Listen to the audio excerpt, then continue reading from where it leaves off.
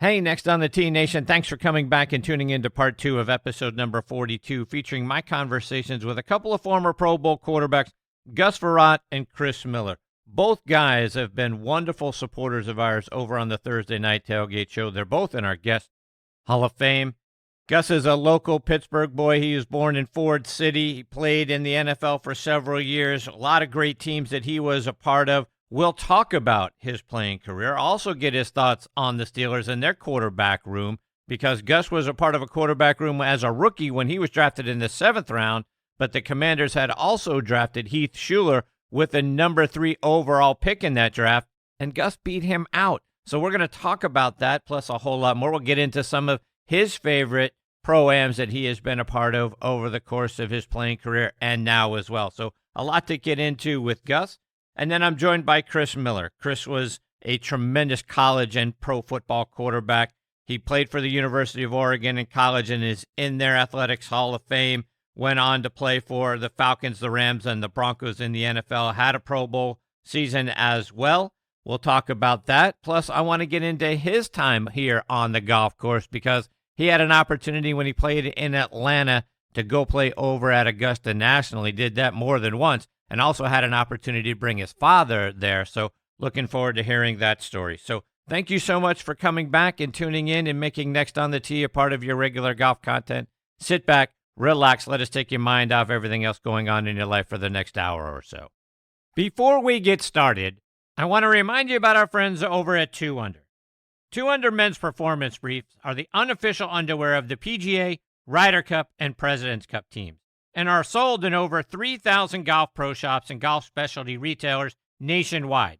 Ricky Fowler is their global ambassador, and over 50 other PGA, Korn Ferry, and Champions Tour players wear them. Just to mention a few, they are David Toms, Jerry Kelly, Justin Thomas, William McGirt, Scott McCarron, and Chris DeMarco. The Joey Pouch technology provides the ultimate male asset management, delivering maximum comfort from the tee box to the boardroom to the bedroom. Go to 2under.com to check out the bundle specials that offer substantial discounts for being a Next on the Tee listener.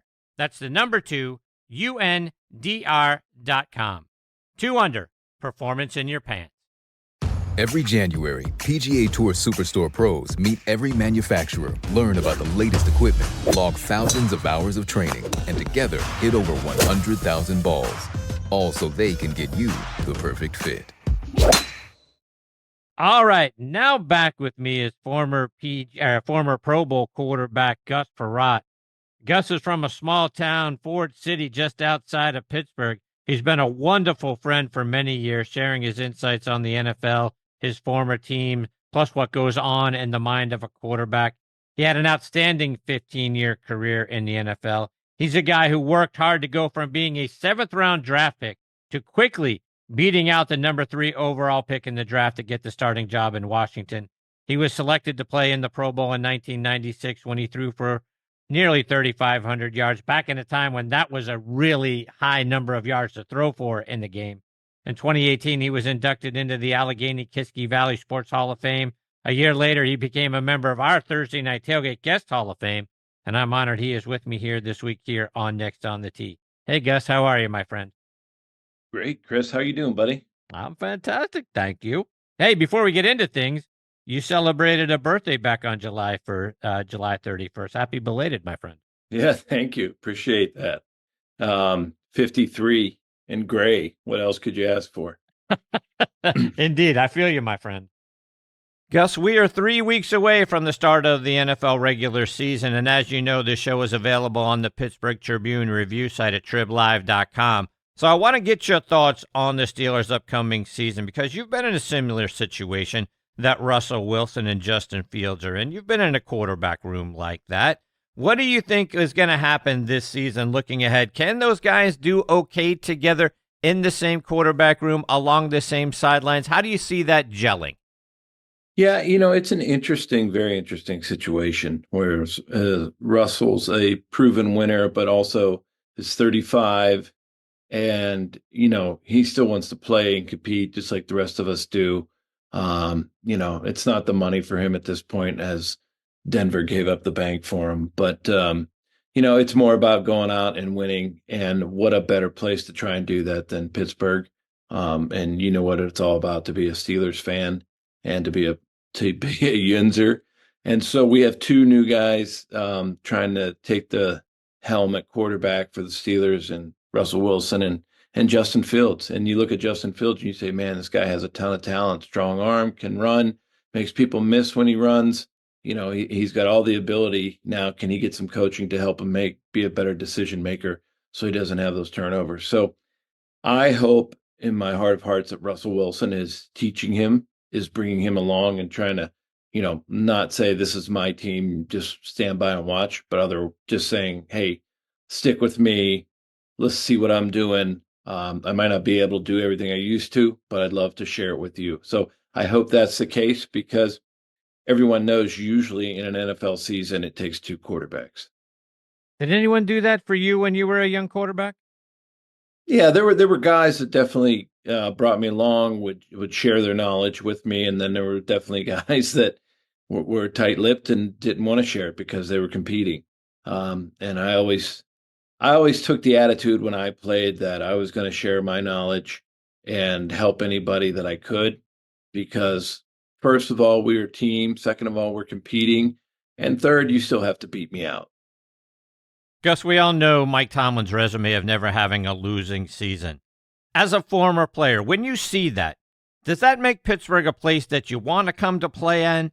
Because you may be in the mix until the end of the season every year, or does the fact that they haven't won a playoff game in almost a decade now make the Steelers a team you would consider only if you didn't draw interest from some of the top teams around the league right now, like a Kansas City or San Francisco, Buffalo, Baltimore, Dallas, Philly, those teams that make a deep playoff run? What is your thought as a free agent looking at the Steelers as an opportunity to go play there? They're right in it every year. They've had injuries. They've had, other guys retire. They've been trying to figure it out for the past so many years, but they have an ownership that's been around since the beginning. And they're committed. And I think the great thing about the Rooneys is they know that, they don't have to jump ship right away. They're not going anywhere. This is how they run things. I think they do it. They run the organization a great way. They have a good coach in Coach Tomlin that can not only deal with the press, but also deal with the players and do all the other things you have to do as a head coach. And I think as a free agent quarterback coming into Pittsburgh, you look at it saying, okay, the fan base is incredible. The Steelers have always been a top-notch organization, and to be a part of the black and gold would be amazing. But then you look at, okay, they always have a top 10 defense every year. And then are they going to improve their offensive line? And I think they did that tenfold. And they added some good linemen this year. So if I'm a quarterback, I always want a good line and a good defense. No doubt. As you look over all the teams that you had an opportunity to play for, who of those, which one do you think is in the best position to make a Super Bowl run? Oh, that's a good question. Out of all those teams that I played for, I would say right now it might be Miami. I think they have a lot of the components that you need. I think they have a young team. They have a young coach with a great imagination. And, can they stay healthy? And the big question for me is I think Tua has the talent, but can he pull through when they need him in the big games? Gus, as you take a look at over the last several years, the rules of the game have really turned it into a quarterback wide receiver league. Those positions are making crazy amounts of money nowadays. Could you have imagined a time when you were in the league that quarterbacks would be making $40, $50 million a year? No, you always look back and everybody that came before you always says that, even when I was coming out, and I remember Heath Shuler got a contract, and the old guys like Sonny Jurgensen and Joe Theismann and all those guys Doug Williams were like, man, if I would only played today, but it was a lot of money, but then you look at what these guys are making and getting guaranteed. And I think the guaranteed part is so big because nobody had that before. You might have had your signing bonus guaranteed, and there was a way to, not everybody got a big signing bonus. So when you see things that are guaranteed and, 250 million and 200 of it's guaranteed for guys, that's an amazing thing. And Believe me, I'm not. I want everybody to make money. And as a player, you always say, what if? What if I would have been, you know? And I think my kids always tell me that too. Dad, why didn't you play today instead of back then? I said, well, you wouldn't be here if I did. So, um, but it's amazing the money that's going around. It's a business, and the rules are changing the game to help everyone hopefully stay healthy. But I don't know if they do that. It's still a tough physical game, and the guys are just bigger, faster, stronger than they ever have been. Guess I've maintained that even with how much the rules do favor quarterbacks and wide receivers, that a great running game and a great defense can still win championships. Baltimore is a run first team. San Francisco was third in rushing offense last year. Detroit, Miami, Buffalo, Philadelphia, all top 8 teams in rushing offense. And those same teams were in the top 10 in total defense as well. To me, run and stop the run, which is, 3 yards in a cloud of dust from back in the 70s and 60s and all that sort of stuff. Well, I still think it can work in this era. Am I crazy? No, it does work. I think you're right. Except for Baltimore, when they got to the playoffs, they didn't run at all. And that's why they lost. But, when I look at it, I think it is important to have a great running game.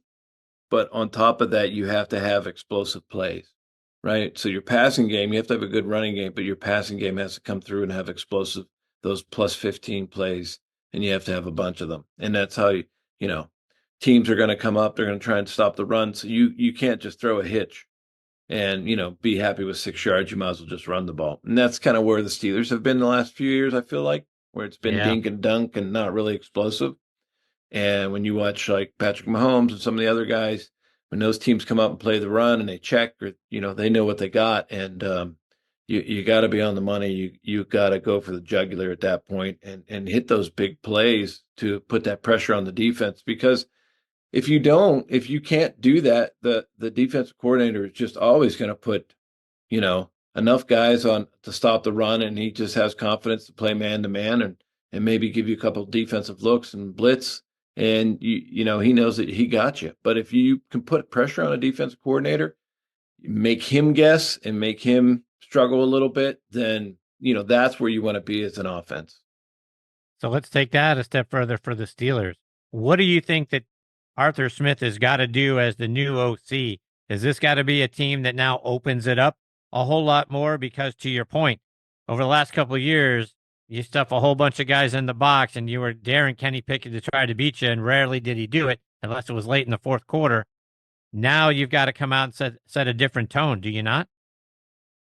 Yeah, you really do, and you have to. There's so many things that go into that.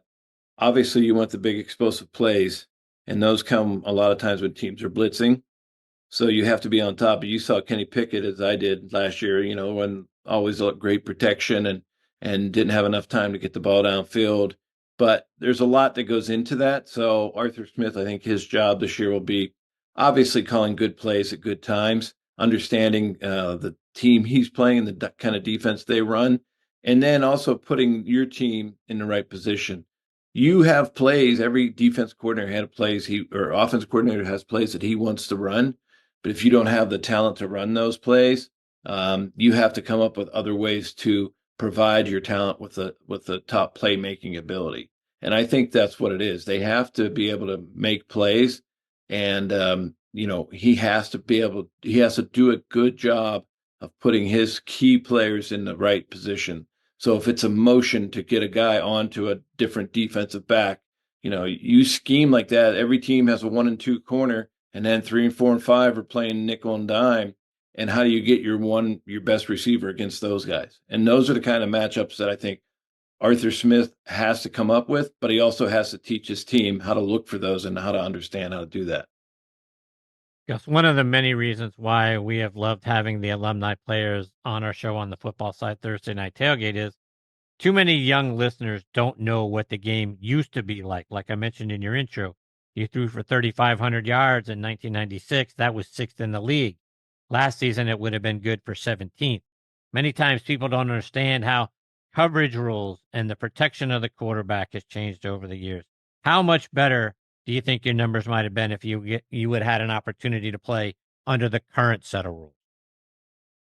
I mean, I think anybody who comes in and the rules are a little different, where you're not, I mean, I can remember you're throwing the ball and you're watching it, and receivers catching it, and then you're getting hit. I mean, the game has changed a lot. Concussion protocols different. There's so many things that are different. DBs can't grab and hold as much. It's more of an offensive game. So you can always you watch so many times. It's even frustrating for me because I play fantasy football and the offense throws a deep one and defense is holding or pass interference, and it goes downfield 50 yards, and then they win the game on a field goal. And it's like, what, that it's that easy, and you see that stuff and you're like, yeah, the rules have changed because it's a business and it's exciting and people want points. And you mentioned 3 yards in a cloud of dust. Those are good in certain situations. And I think that helps you win games, but that's not overall what the NFL is about and necessarily what the fans want to see. Gus, when you had your show Huddle Up with Gus, you interviewed Matthew McConaughey. And I was surprised to learn that he was a Washington Commanders fan. He grew up outside of Dallas, went to the University of Texas. When you got to spend some time with Matthew, what are some of the things you learned from him that kind of surprised you, like that one surprised me? Well, yeah, he's definitely a very interesting individual and character. I mean, amazing actor, um, incredible mind to be able to go and do all the different kind of acting and characters that he's played.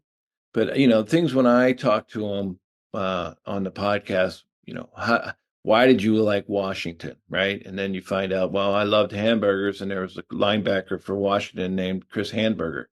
So that's why I started liking Washington. So those little things, and then you find out that he went to Australia and lived with a family down there when he was in high school and things like that, that just, you wonder why he is who he is. And then you start putting all these stories together, and that's really what makes him interesting. And he has, when I interviewed him, his book just came out, and it's pretty interesting to read because it reminds you, how he talks slow and he has a little kind of a draw when he talks and things like that. And when you read the book, it really comes through that way. So, I think if you really want to learn, he puts a lot about his history and his story in that book, and it's pretty good.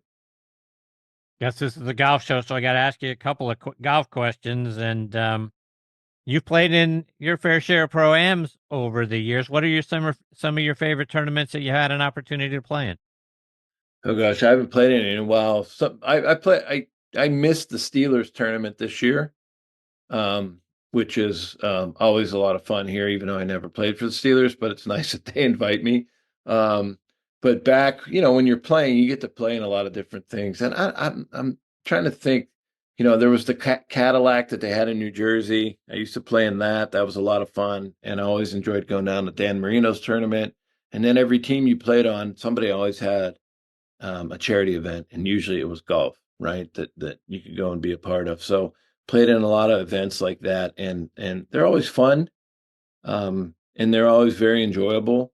To go out and play and meet new people and get to swing as hard as you can, and probably not how you would typically play, but one thing I just have to mention, since you mentioned tournaments, that with our new alumni media network, we started a golf tour that used to be that's very similar to the old one, that alumni could come and play in. And Fred McQuarrie and Terrell Buckley are going to be running our golf tour, and they had their first event down in Atlanta. And it's basically for former players, and there's going to be a purse for them. And they're doing the Stableford system, and we're really excited about it. So 25, it'll really take off, and you'll be able to see more about it. But we had guys like Jerome Bettis, Derek Brooks, Ray Buchanan. I'm trying to think of all the guys that were in it off the top of my head. And then we had several former NBA players playing it. So everybody, when they finish, they love to play golf. And a lot of them do a lot of charity work. And they compete when they go out. But, when you play in these events, you don't get to, guys will play one or two guys against each other, and you play in an event, and it's a lot of fun. But these tours give them a competition against their peers. And instead of gambling, they actually play real golf, and you go and have fun. And we view it as a great way to collect incredible content of, guys smack talking on each other But because there's nothing better when you got a Hall of Famers ripping on other Hall of Famers because their golf game's so bad.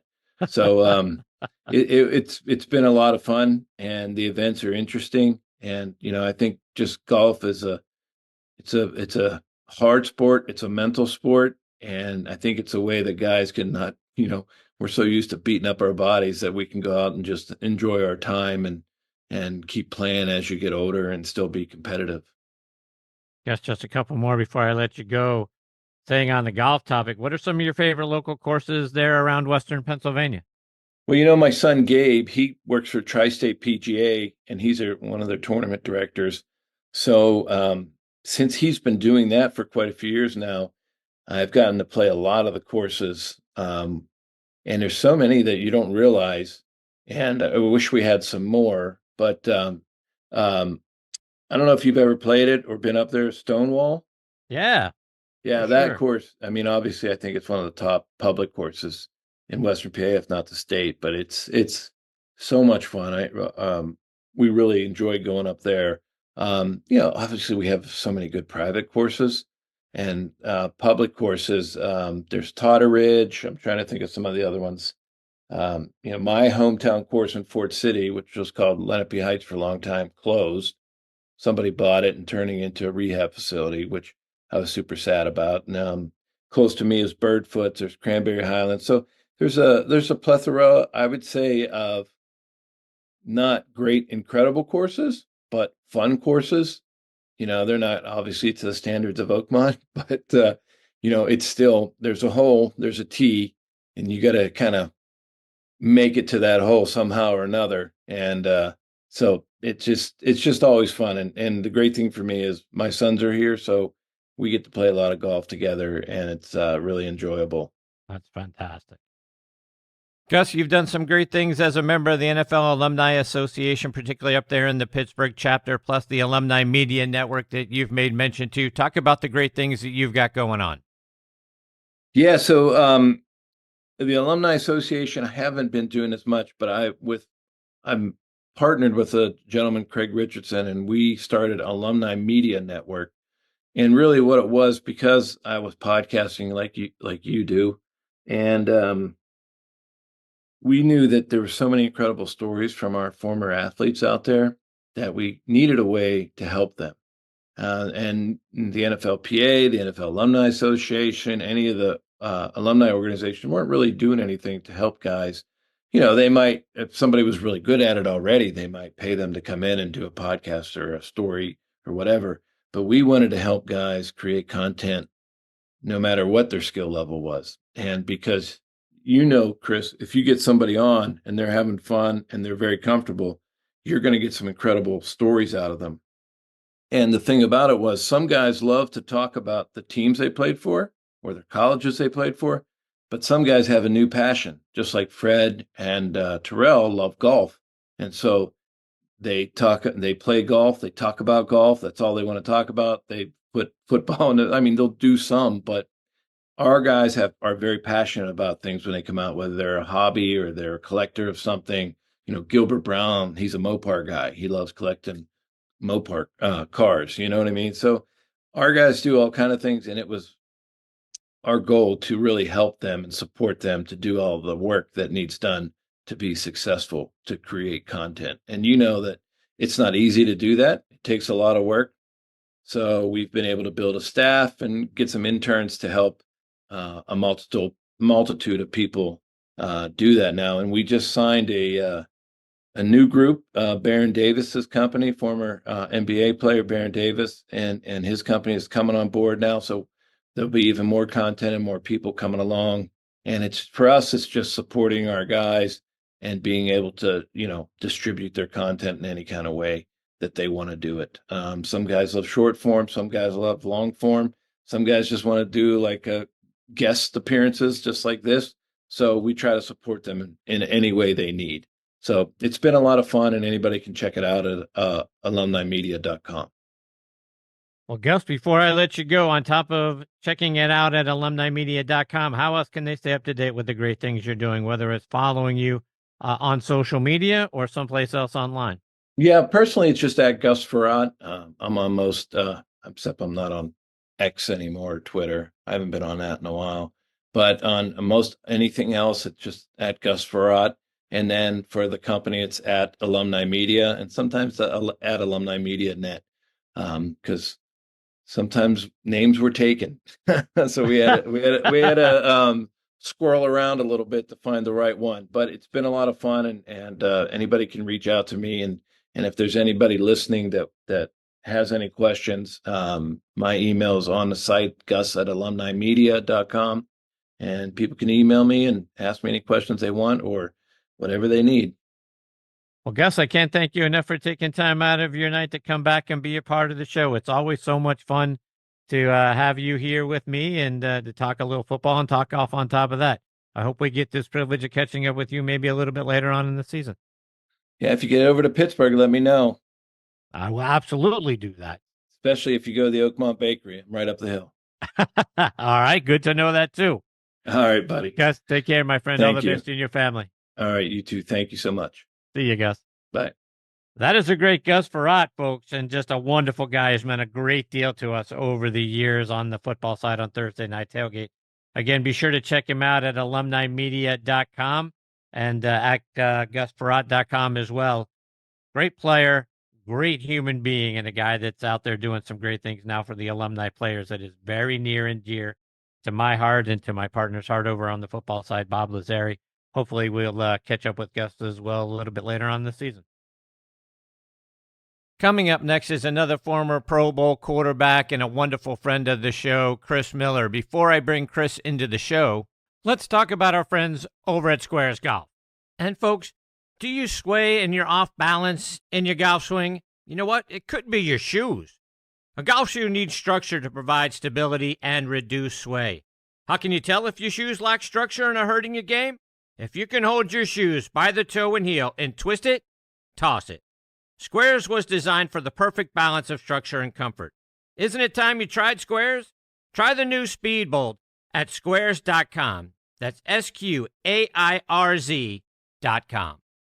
Frustrated with your golf game? Imagine playing with total confidence. Join me, LPGA Pro and golf mindset expert Debbie O'Connell, for my Conquer Your Golf Mind Challenge. Bill cuts 6 strokes, and Lori is club champion. What's your goal?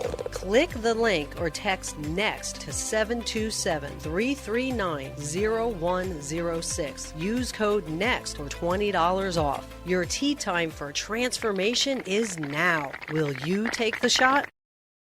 All right, now back with me is another former Pro Bowl quarterback, Chris Miller. Let me remind you about Chris's background. He's from Pomona, California.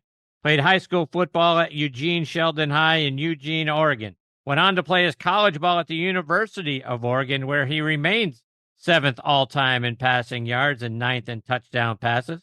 In 1999, he was inducted into the University of Oregon Athletics Hall of Fame. And in 2005, he was inducted into the State of Oregon Sports Hall of Fame. He was a first-round draft pick, the 13th overall selection in 1987 by the Atlanta Falcons, and he played in the league from 87 to 1999 for the Falcons, Rams, and Broncos. He was named to the Pro Bowl in 1991, and he led the Falcons to their first playoff appearance in nearly a decade that year. Over the course of his NFL career, he threw for 19,320 yards and 123 touchdowns. He was an offensive coordinator for the Houston Roughnecks in the XFL for a few years, and now he is a member of our Thursday Night Tailgate Guest Hall of Fame, and I've got my Chris Miller shirt on as we speak, and I couldn't be more excited he is back with me again this week here on Next on the Tee. Hey, Chris, how are you, my friend? You must have done a quick wardrobe change from the Frerotte to the Miller real quick. I had to. I got both of them. You're darn right I did. Well, it was really good to listen to Gus at the tail end of that, a former fellow quarterback, and thanks for having me, man. It's been a while, and I always look forward to visiting with you both. I appreciate you. So I got to tell you, I wished Gus a happy belated birthday. His was on July 31st. Yours was just a couple of days ago on the 9th. Happy belated, my friend. Yeah, thank you very much. Deion Sanders, my boy Prime, and I share the same birthday, so that's kind of a cool little piece of nostalgia. But thank you. So, Chris, catch us up. It's been a minute, like you said, since I got to have you as part of the show. What's been going on with you? You mentioned the XFL. That was awfully fun. We had a good run going in Houston, and then COVID hit, so I came back to Eugene, Oregon, and I was back up coaching some high school football at Westland High School up in the Portland area. Won a couple state championships up there, and that was extremely enjoyable. Then my dad got a little bit older, so I moved back down to Eugene, about 5 minutes from my parents' place, and was keeping an eye on them, and he passed, almost made 92, so he had a great run, and now I keep an eye on my 85-year-old mom, and I'm I'm training about 11 quarterbacks right now. They all start their seasons this next Monday, so I've been cranking on that and doing some football camps. I'm doing some philanthropy in town to help kind of pay it forward to the community, and then I've also branched into a company called NILX, and we're in the NIL space, represent some athletes. So I'm keeping busy enough, but I still have control of my schedule. So it's a win-win right now. Good for you. As we talk about the XFL, and I think it's been rebranded now into the UFL, but how do you feel about the direction of spring football? I tell you what, it was a great product in 2020. That season, I think the attendance was great in like San Antonio and Seattle and St. Louis, and we were averaging just under 20,000 fans in Houston. So I think the brand was great at that point in time.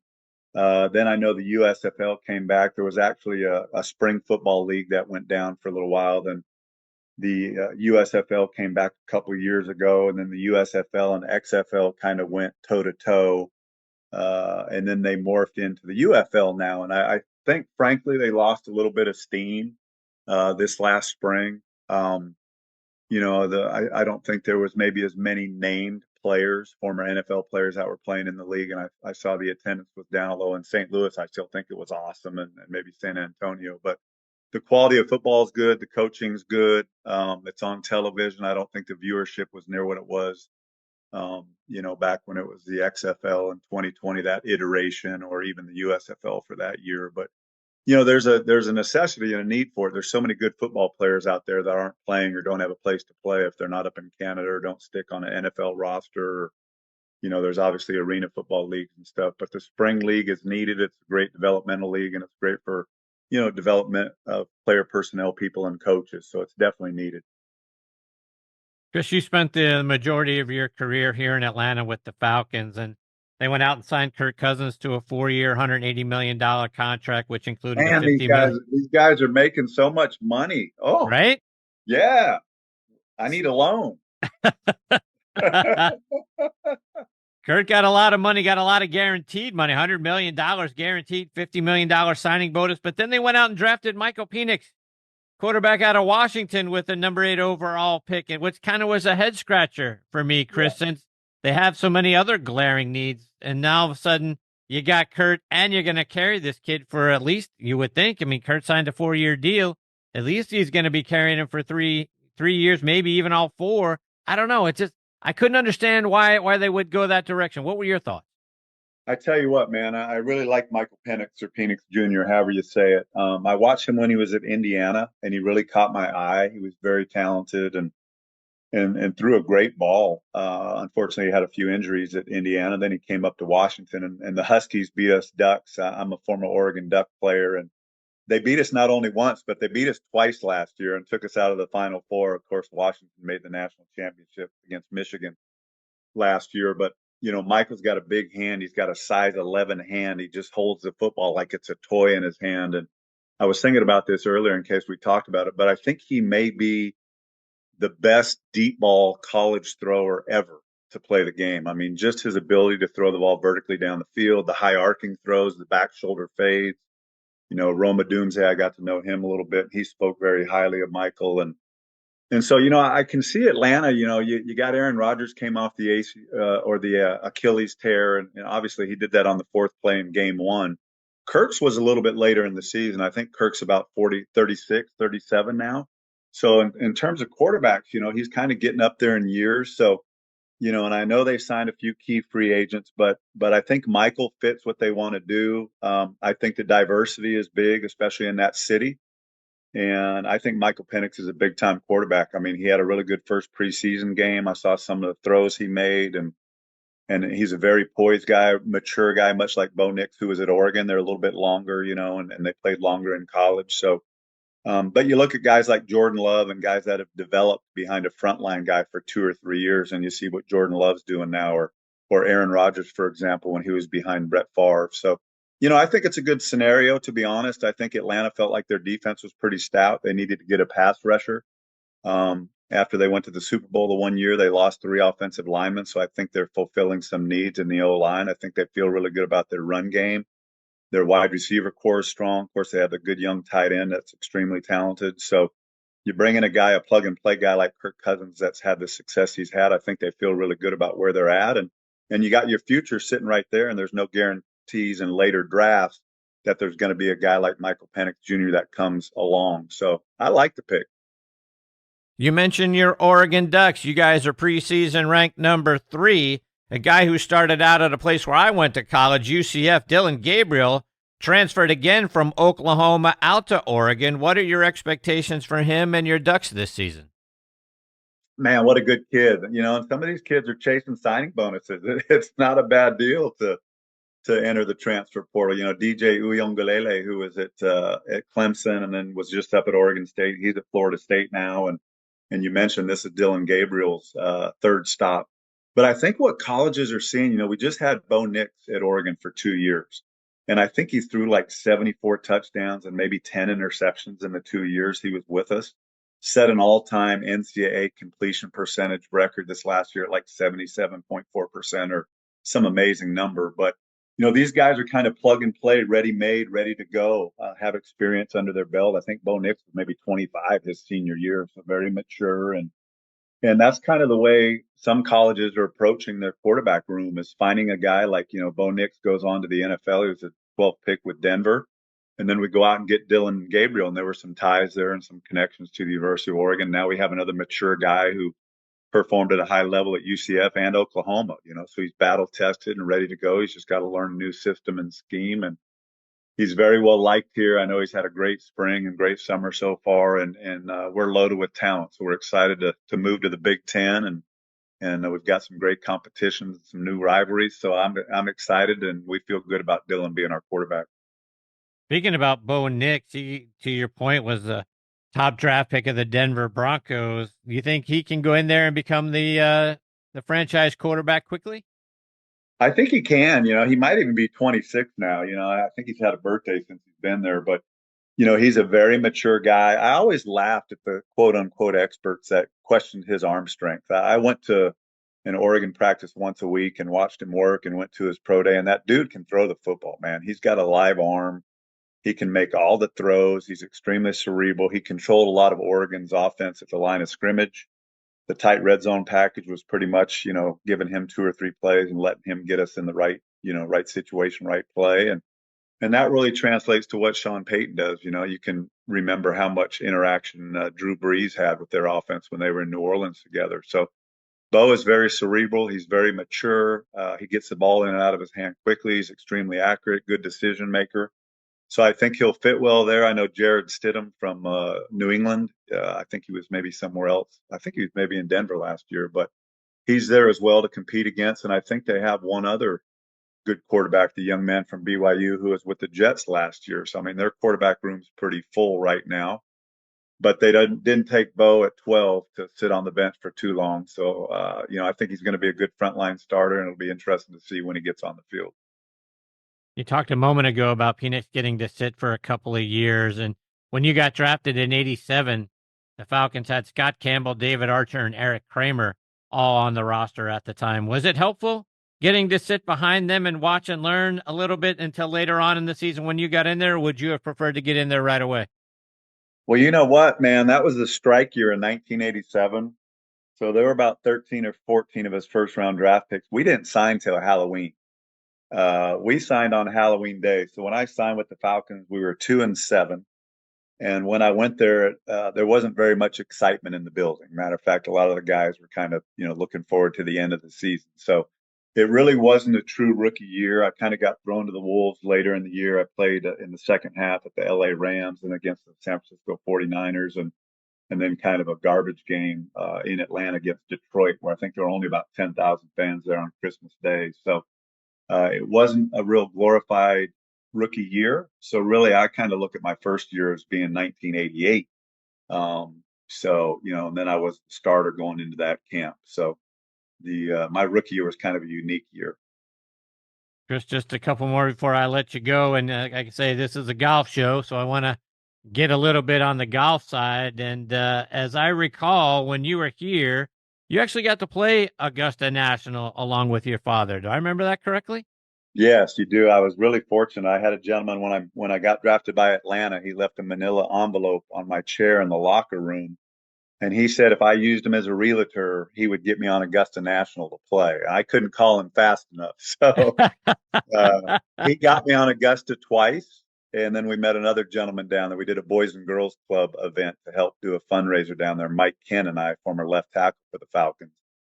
And I got to play Augusta 4 times, man. I was extremely fortunate. Played with my dad a couple times. Took a couple, a lot of good friends of mine down there to play, and probably went and watched the tournament about 7 or 8 times. So that was, and the last time I played there, I was even par going to 15T, the par 5, and we got rained out. Oh, yeah, there were big thunderstorms and a big storm rolling in. The skies were still blue, but all the caddies came down the hill in their golf carts to get everybody off the golf course. And then about 45 minutes or an hour later, the skies just opened up and we got rained out. But that was kind of a cool memory. And that was with my dad as well. You've also recently got to play in a tournament that hosted Mike Bellotti's MDA golf tournament. You were alongside Rich Brooks and some other Oregon guys. Talk about playing in that event. Yeah, it's really cool. Mike's one of our former our running back coach, Gary Campbell. His son had muscular dystrophy. I just kind of got chills and goosebumps through my body. He's since passed. I mean, he way outlived the projected length of life for that. But anyways, Mike started up that tournament. I think this year was maybe year 30, 31 years he's been doing that. And it's a fantastic event. Great fundraiser. A lot of the former Oregon coaches, Nick Aliotti, who was a longtime defensive coordinator there, and Mike Bellotti was there. Of course, Dan Lanning attended as well. And we play the event at Eugene Country Club, which is one of the top 100 courses in the country. I used to be a member there. So it's a great cause, and we had a blast. So it's well worth it. And it's nice to support some of our former coaches. Chris, before I let you go, you talked a moment ago about coaching a bunch of young kids nowadays. Talk about what you're doing now, and for parents that have a young up-and-coming quarterback that could use someone like Chris Miller's tutelage, how can they reach you and find you? Yeah, I actually do some private training. And like I mentioned, we're in the NIL space with a company called NILX. You can go to nilx.com and kind of check us out on there. And also, I am on Instagram at Chris M. NILX. So that's my Instagram, Chris M. NILX. We're representing football players. We're going to represent young ladies and girls flag football, softball, basketball, soccer. We're going to get in men's basketball and baseball and do some other sports as well. So we're not just casting our net in the football pool. We're going to try to represent athletes all across the country in different sports and help them educate them and their parents through the process and help them get their full value for name, image, likeness, because it's a new world out there. And in terms of private training, they can message me on Instagram as well if they're interested. But I do about 10 to 12 kids a year privately. Then I get out and do a bunch of football camps as well. So it keeps me around football and keeps me young, training these young guys. And I'm very blessed. It's a great game we all got to be a part of, and appreciate you guys having me on, man. Chris, it's always a privilege to get to spend some time with you. I can't thank you enough for taking time out of your evening to come back and be a part of the show. Hopefully we get the opportunity to catch up with you again, maybe a little bit later on in the season. Sounds great. It's always a pleasure, and congratulations to being a top 3, top 5 show. You've done great work for many years. I appreciate you and Bob very much. Thank you very much, Chris. Take care, my friend. All the best to you and your family. We'll catch up soon. You too, Chris. Thank you. See you, Chris. Bye-bye. That's the great Chris Miller, folks. Again, you can find him online at nilx.com. At Chris M. NILX is where you're going to find him on Instagram. He has been a wonderful friend for many years over on Thursday Night Tailgate. He is a fantastic individual and was a really good quarterback as well. And clearly, if you were even par going into 15 at Augusta National, a pretty darn good golfer as well. So I'll catch up with Chris a little bit later on the year. We'll talk a little bit more football, get into a little bit more of the golf scene with him as well. He is just like I say, he's in our guest Hall of Fame on Thursday Night Tailgate. And if you listen to this interview, you'll understand exactly why that's the case.